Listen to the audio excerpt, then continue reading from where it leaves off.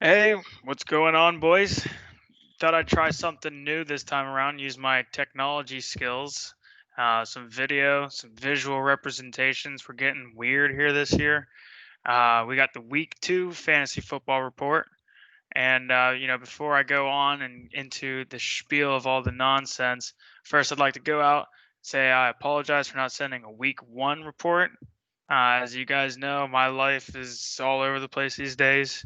But no excuses. I got to be better.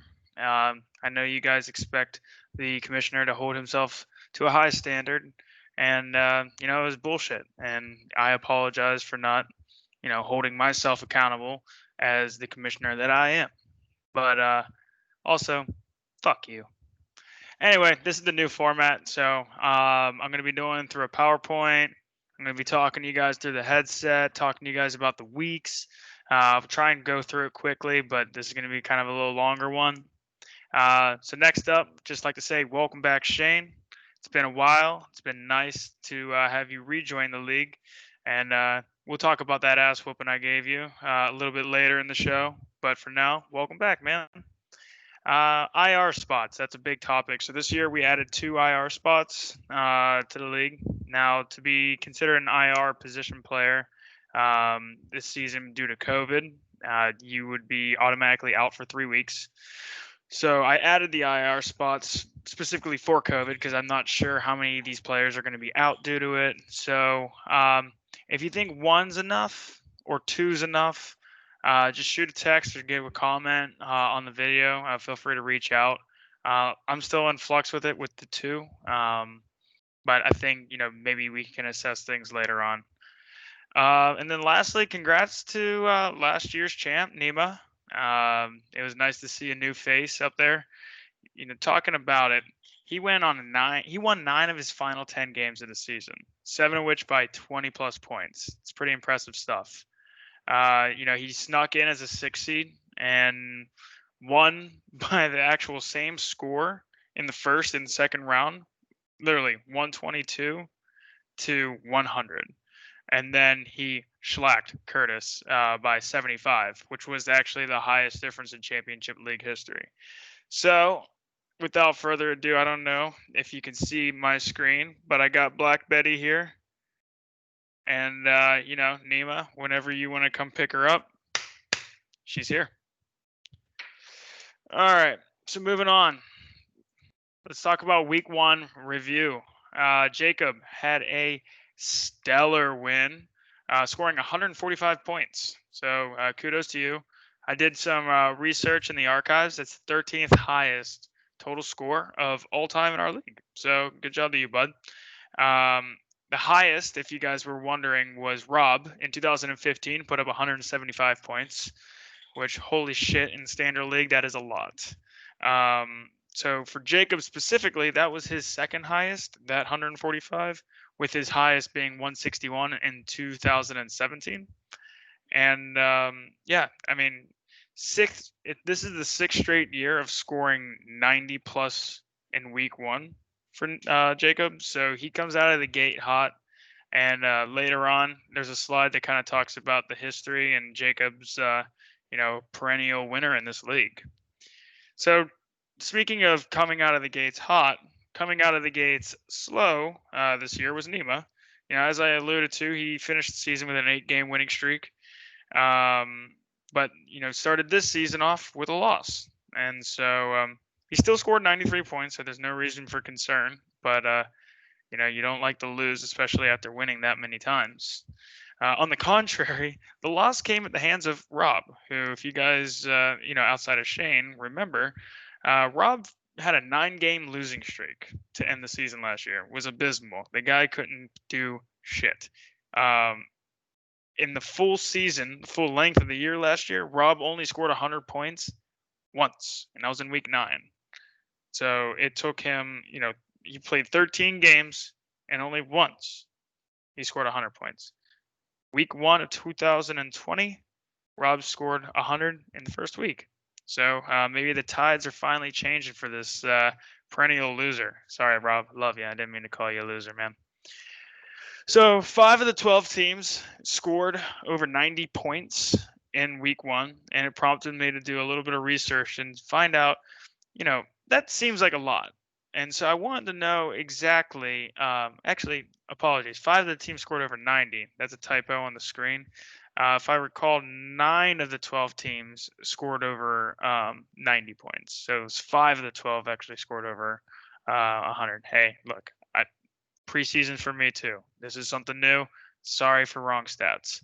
But regardless, I wanted to look up on average week 1 points by season for everybody. And if you can see here on the graph, in 2014, it was a minuscule 82.75. It raised over time from 2015 to 2016. In 2017, it went down like the stock market. Lowest we've ever seen in the past 6 seasons, a 78.2. But then in the past 3 years, we've seen a spike of 103, 103, and a 99. So naturally, it seems as if week 1 is a pretty big week for people in terms of fantasy, which makes sense because your best players are there and no one's hurt, and you're putting your best lineup out there. So that was pretty cool. There was only one team that scored less than 80 points this week, and that was Shane. So, once again, welcome back, man. But if you want to try and steal people's money, not in this $200 league, because we actually know what the fuck we're doing. So waiver wire wins. Let's talk about Mitch picking up Malcom Brown. That was a big pickup for him because Mitch's fantasy team already has Cam Akers, who's the other running back of the Rams. But not only that, he has Josh Jacobs and Raheem Mostert. They both rank number 1 and number 5 respectively on their team, and Malcom Brown after week 1 is number 4 running back. To have a team where you got the number 1, the number 5, and the number 4 running backs on your squad, it creates a lot of flexibility within that lineup. So look to Mitch to be a pretty scary team, at least for the time being. Another big move was Dallas Goedart going to Curtis. He's the number 2 fantasy tight end last week. And with him having Evan Ingram, who showed absolutely nothing in week 1, this is a big move, in my opinion, for Curtis and helping him throughout the season. Big injuries. Marlon Mack obviously done for the year, which was a flex play for Miles in week 1. He was averaging 6.5 yards per carry before he went down, so that kind of, sucks for Miles in terms of production.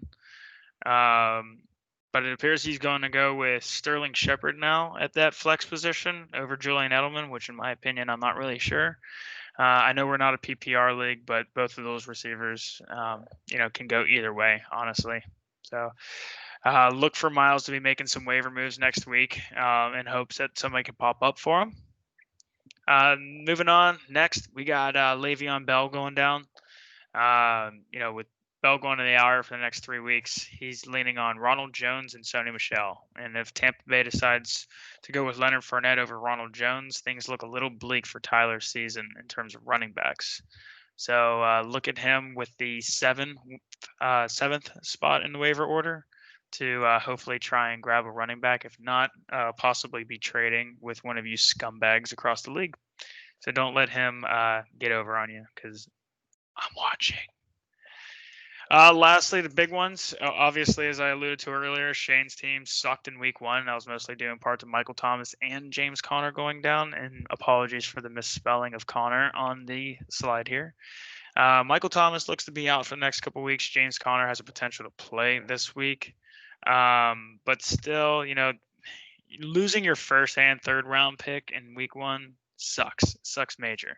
So, hopefully Shane with that 4th waiver order spot can make a move and get his team back on track. So week 2 projections, I'm looking at Rob winning on the back of Derrick Henry. Look, I, as a Jags fan, and watching Derrick Henry run all over the Jags in all the past years, it's inevitable. The guy's going to break out a 99 or 79-yard run at some point during this game. And especially for fantasy perspective, this man's going to eat.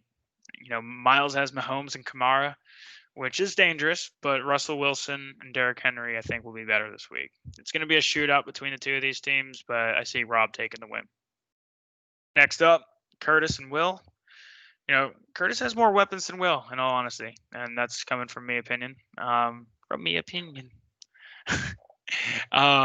Curtis, I think his biggest thing is having better receivers. So, with some questions at receiver and running back on Will's side, I'm going to go with Curtis this week on this one. Next up, Nima versus Mitch. At worst, these two teams will be paying attention on Monday Night Football, and with Drew Brees and Josh Jacobs going for each respective squad. But I think Mitch's running back game is just a little bit too big. And look to Nima to possibly be making a mistake. I know the boys are out on a Vegas trip this week, so they're not going to be paying attention to much. So I don't know. Keep an eye out for that and see if that could be a big deal for them. All right. All right. So between Isaac and I, both of our teams are very similar. Strong tight ends, decent running backs. Hell, I mean, he's got Nick Chubb, but I got Kareem Hunt. Quarterback play seems to be pretty similar. Flip a coin, it always lands on Derek. So I'm going with myself because that's confidence. Plus, like I said, it's his birthday weekend. I don't see Isaac paying attention to his team. I think he'll make some kind of mistake out there in Vegas, not paying attention, especially with the time zone change, and I'll be here to capitalize. So thanks for the money, chum. Happy birthday, bud. Tyler versus Dad. I don't trust the Bucks. Hot take. Brady. Well, it's not even a hot take. Brady's a system quarterback. I think he played him part of Belichick's brain. So I think he's got too many Buccaneers on that team for there to be that many questions. With some injuries on Tyler's team too. I see Mike winning. It's not going to be pretty. I think both teams score less than 100, but I see Michael taking the dub on this one. Lastly, Jacob and Shane. There couldn't be two completely different teams in this league. Jacob, as I mentioned, put up 140 some odd points in week 1, and Shane couldn't even crack 60, especially with Shane's injuries, Shane being in Vegas.